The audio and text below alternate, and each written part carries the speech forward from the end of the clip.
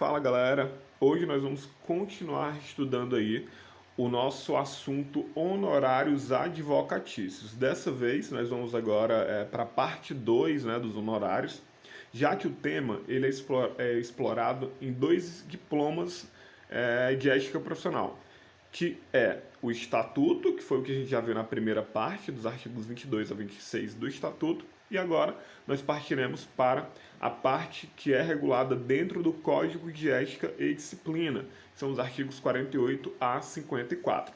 Nessa parte aqui, a gente não vai se preocupar com todos os pontos. Por quê? Porque alguns deles são muito literais, né? Então, na prova, eles nem vão ser tão explorados, né? A gente vai precisar saber só alguns detalhes. Como é o caso, por exemplo, do artigo 48 caput, que vai falar que a prestação de serviços profissionais por advogado, individualmente ou integrado em sociedade, será contratada preferentemente por escrito. Foi algo até que eu tratei já na primeira aula. Então, aqui da leitura você já consegue, né, entender, né, o que o artigo ele quer dizer. Ou seja, que é preferentemente por escrito, porém eu posso sim fazer um contrato verbal. Mas enfim, o que eu quero chamar a atenção é importante a leitura do artigo 48 ao 54 do Código de Ética, porém, como já é costume, nós trataremos aqui dentro apenas de alguns pontos. E quais serão esses pontos tratados na aula de hoje?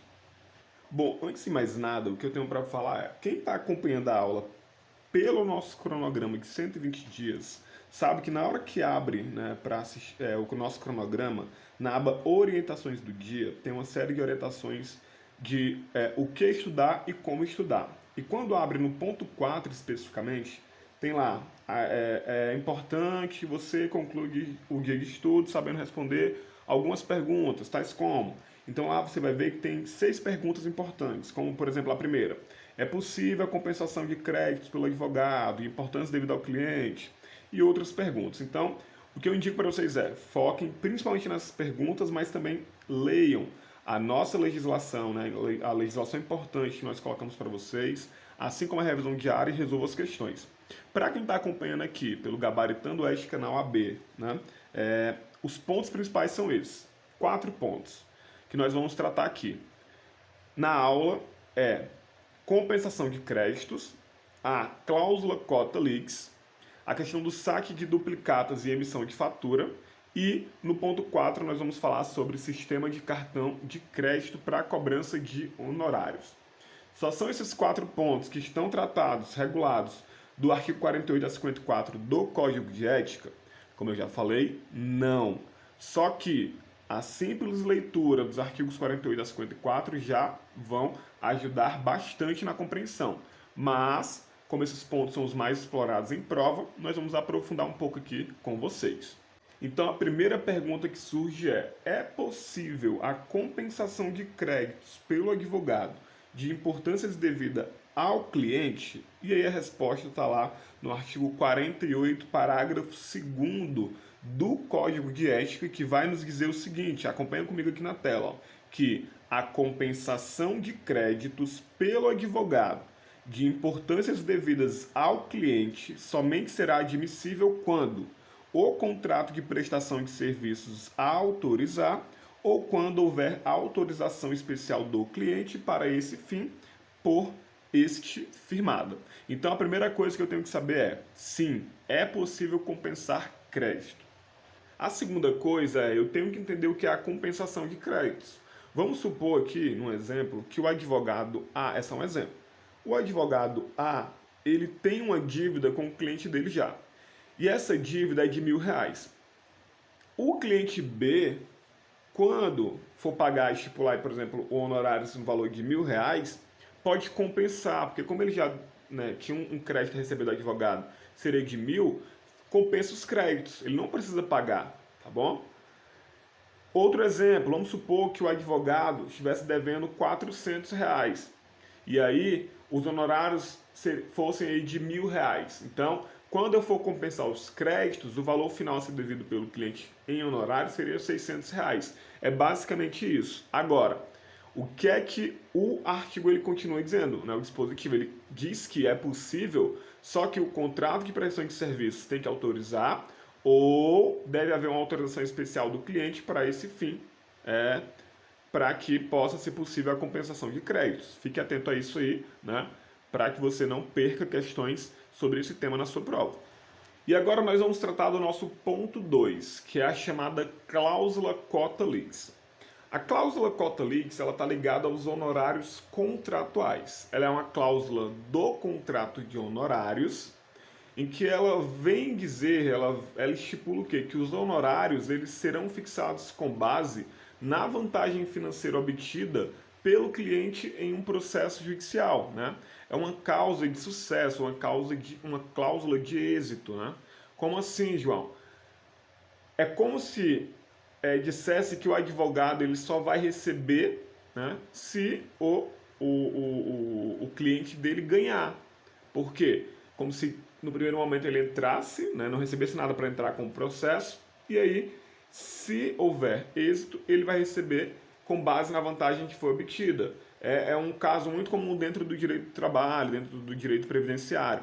Por exemplo, um empregado que acabou de ser dispensado, está sem dinheiro para entrar na justiça e tudo mais, contrata seu serviço, você coloca a cláusula cota leaks e aí ele no final ganha e aí você estipula uma porcentagem que vai receber, né, dentro do valor que ele conseguiu obter de lucro dentro do processo. É mais ou menos isso. Então, esse é o resumo que a gente pode fazer da cláusula cota leaks. Agora, o que é mais importante? Essa cláusula cota leaks, ela está regulada dentro do artigo 50. Se a gente for ler o artigo 50 do Código de Ética e Disciplina, o que é que ele diz? É basicamente isso que está em prova. Diz que na hipótese da adoção de cláusula cota leaks, os honorários devem ser necessariamente representados por pecúnia, ou seja, dinheiro. Os honorários eles devem ser representados por dinheiro. Foi o primeiro destaque que eu trouxe aqui embaixo.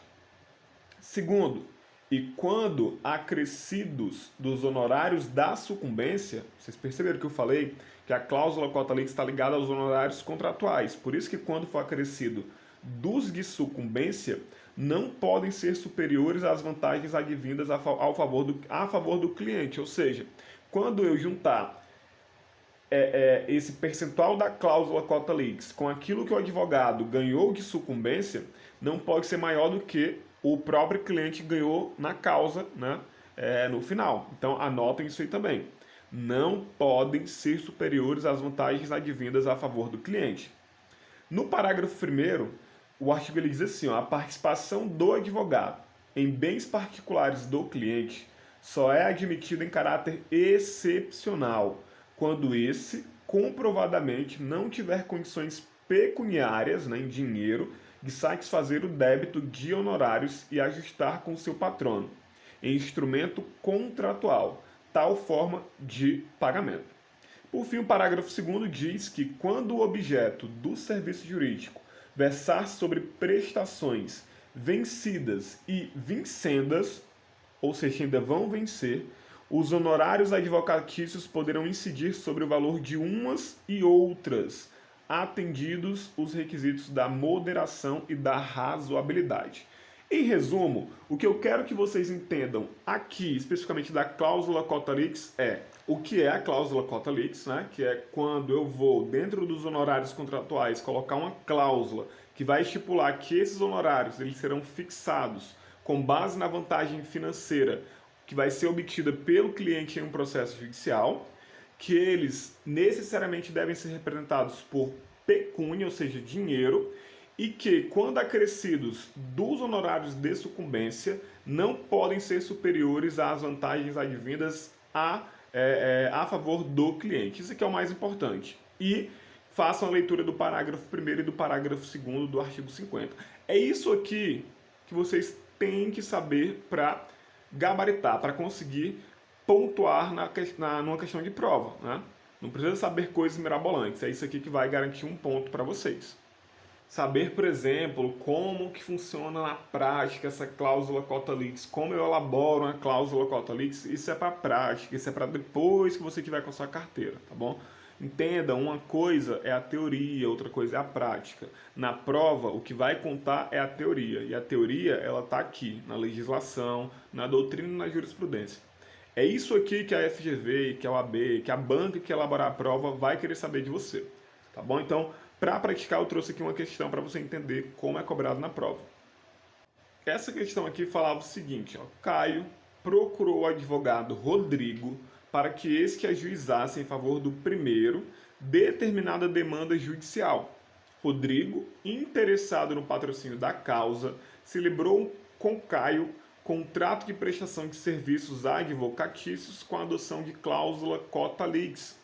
Considerando o contrato celebrado, assinale a afirmativa correta. E aqui, em razão das alternativas serem muito extensas, eu trouxe só a correta, que dizia: a cláusula cota lex incluída no contrato é permitida, mas é vedado que os honorários contratados, acrescido dos honorários da sucumbência, sejam superiores às vantagens advindas por Caio. Além disso, admite-se que os honorários advocatícios incidam sobre o valor de prestações vincendas, se estabelecidas com moderação e razoabilidade. O que é isso aqui, senão aquilo que está disposto no artigo 50? Então, foquem na leitura do dispositivo e na resolução de questões. É isso que vai fazer com que vocês gabaritem uma questão que apareça na prova, tá bom? Não fiquem preocupados com outras coisas. Entendam o que é a cláusula cota lex, entendam que ela deve, que os honorários nesse caso devem necessariamente ser representados, pagos por pecúnia, ou seja, em dinheiro, e que quando acrescidos dos honorários de sucumbência, não podem ser superiores às vantagens advindas a favor do cliente, e faça a leitura do parágrafo 1º e do parágrafo 2º. Bom, agora no ponto 3 nós falaremos sobre a cobrança dos honorários por parte do advogado. Se é possível, né, o saque de duplicatas ou de qualquer outro título de crédito, né, de natureza mercantil, se é possível a emissão de fatura, enfim, protesto, nós vamos tratar disso a partir de agora. Onde está regulado esse assunto? Dentro do artigo 52 do Código de Ética, que diz: o crédito por honorários advocatícios, seja do advogado autônomo, seja da sociedade de advogados, não autoriza o saque de duplicatas ou qualquer outro título de crédito de natureza mercantil, podendo apenas ser emitida fatura, quando o cliente assim pretender, com fundamento no contrato de prestação de serviços, a qual, porém, não poderá ser levada a protesto. E o parágrafo único diz que pode, todavia, ser levado a protesto o cheque ou a nota promissória emitido pelo cliente em favor do advogado, depois de frustrada a tentativa de recebimento amigável. Ah, eu me perdi todo, o que é que eu faço? Bom, primeiro, calma. Segundo, sempre que se deparar com um artigo como esse, que tem muitas informações, o ideal é destrinchar o artigo.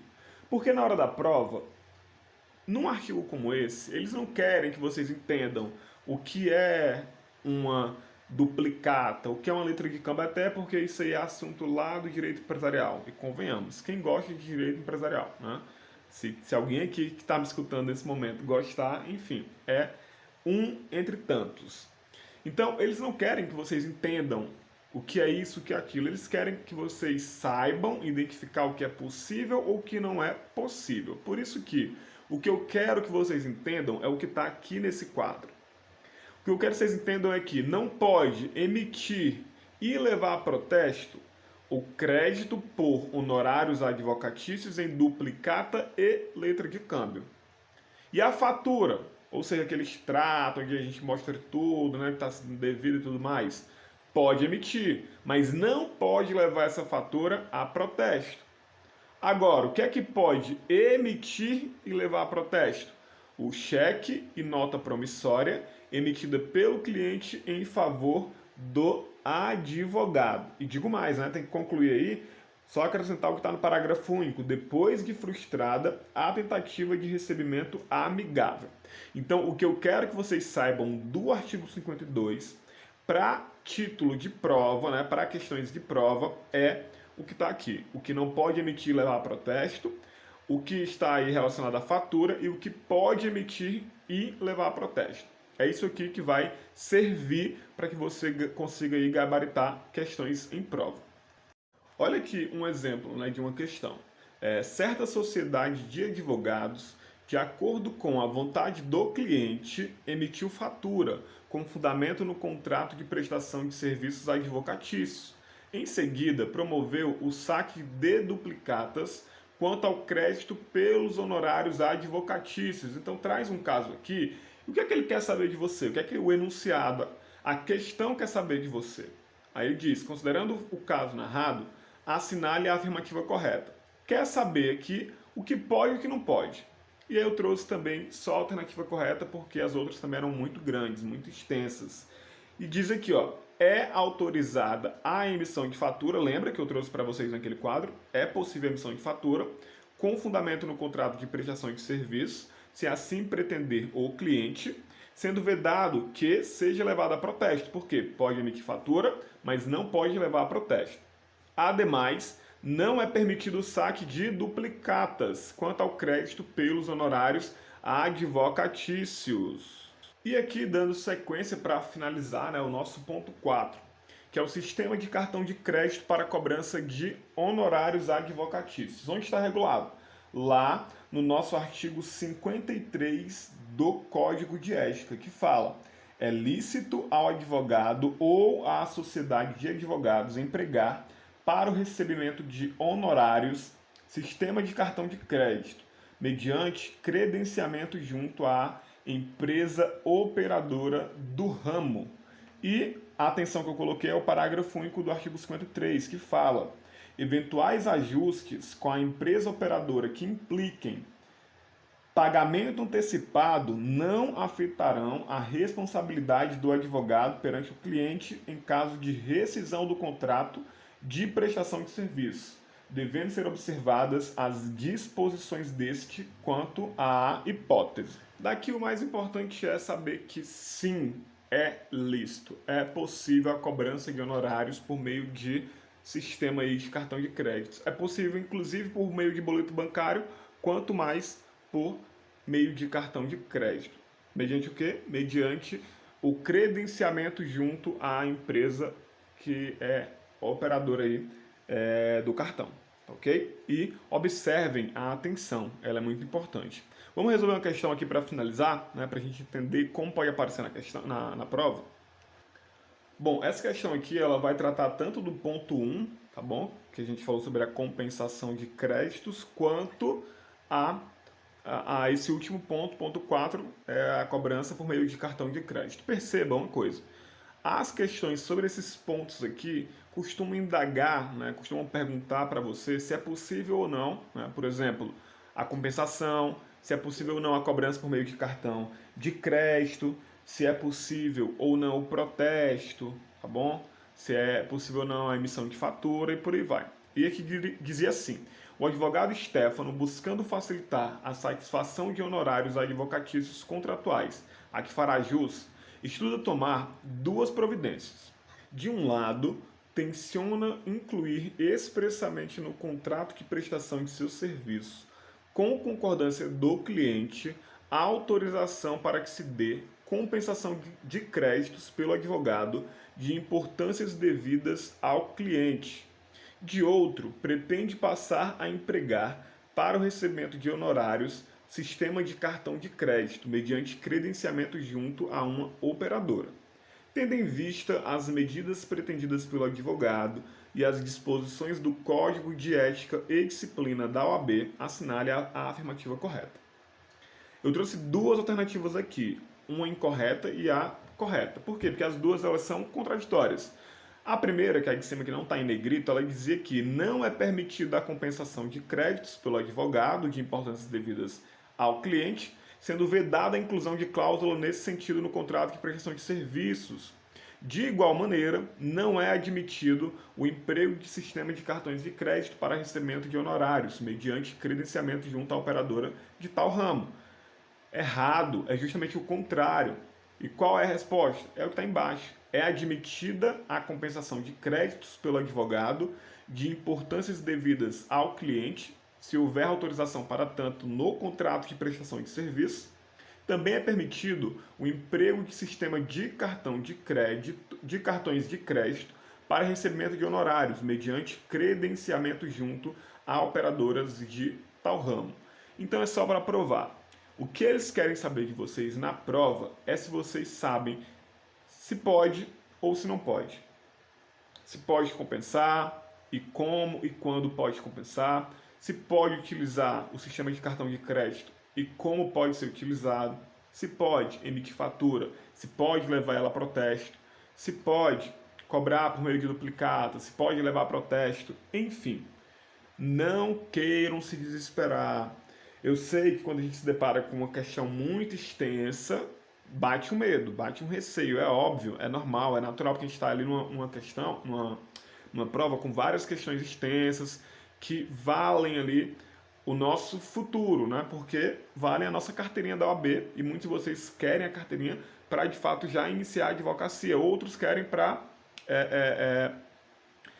conseguir, para dar um orgulho para a família, enfim. E outros não, dependem disso para trabalhar. Então eu sei que há um peso muito grande, né, em se fazer uma prova como a da OAB. Porém, com calma, vocês conseguem resolver.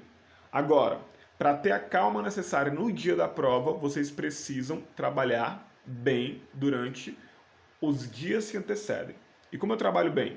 Estudando, com calma, focando na qualidade, não necessariamente na quantidade, e é o que a gente faz aqui, a gente foca na qualidade do aprendizado. É muito mais vantajoso você estudar com calma e pouco todos os dias, mais focando na qualidade do que você estudar muito e não absorver o conteúdo necessário. E aqui vocês já perceberam, o nosso foco vai ser naquilo que de fato importa, naquilo que a banca, que a prova vai querer saber de você. Nós não vamos dar voltas, nós seremos objetivos, nós vamos direcionar cada vez mais o aprendizado de vocês. Então, espero que vocês estejam gostando, tá bom? E estejam principalmente estudando, porque não adianta dar o play aqui ou no nosso cronograma e não se dedicarem também. Eu costumo dizer que a aprovação de vocês que estão escutando agora, ela passa muito pelas nossas mãos, ela passa muito pelo nosso esforço, mas sobretudo pelo seu. Então, se esforcem. Não que vocês tenham que abdicar de tudo para conseguir a aprovação, mas certas coisas pedem que nós abdiquemos, porque lá no final a caminhada vai ter valido a pena. Tá ok? No mais é isso. Para quem está acompanhando pelo nosso cronograma de 120 dias, os nossos alunos do cronograma, o que eu tenho a dizer é que nós estamos apenas no 10º dia, nós teremos ainda mais 110 dias pela frente, porém, 110 dias de um estudo muito direcionado, muito organizado e muito estratégico até a sua aprovação. Não tenho dúvidas disso. Continuem firmes, fortes, porque a caminhada é difícil, mas é gratificante o resultado. Qualquer dúvida, estamos aqui à disposição, né? Deixem aqui a dúvida abaixo, no momento oportuno nós tiraremos. E amanhã, né, no nosso 11º dia, nós continuaremos estudando a disciplina de Direito Constitucional. Um forte abraço para todos, fiquem bem e até qualquer hora.